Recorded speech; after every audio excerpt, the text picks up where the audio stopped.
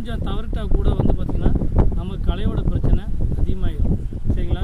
இப்போ வெள்ளைப்புழு அடிக்கக்கூடிய ஸ்டேஜ் தான் 3லேருந்து 5 இலை பருவத்தில் அடிக்கணும்.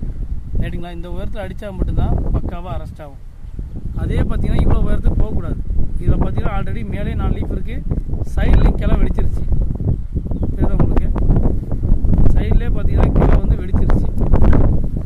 இந்த சைடில் கிளை வெடிச்சப்போ 100% மருந்து அடிக்கக்கூடாது வெள்ளைப்புழுக்கு மாவலாட்டு.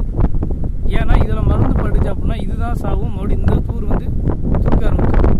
ஏன்னா எந்த ஒரு களைக்குள்ளையும் வேரெல்லாம் போய் அழிக்காது. அப்படியே பட்டாலும் இந்த வேறு அழுகணும் அப்படின்னா தண்ணியை வந்து ப்ராப்பராக 10 நாள் 15 நாள் வரைக்கும் தண்ணியை ப்ராப்பராக கட்டணும். இதில் ஏதோ ஒரு மிஸ்டேக் விட்டுட்டோம் அப்படின்னா கூட இந்த வேறு மறுபடியும் என்ன நமக்கு பிரச்சனையே கொடுக்கும். இந்த வெள்ளைப்பில்லு மட்டும். ஸோ வெள்ளைப்பில்லுன்னு சொல்கிறது மயில் தோல் பில்லு, விளக்கு மாத பில்லுன்னு சொல்லுவோம், நடுக்கால் பில்லுன்னு சொல்லுவீங்க. ஓகேங்களா? இந்த மாதிரி ஒவ்வொரு ஊருக்கும் ஒவ்வொரு பேர் இருக்குது. சரிங்களா? இந்த பில்லை தயவு செய்து எல்லாரும்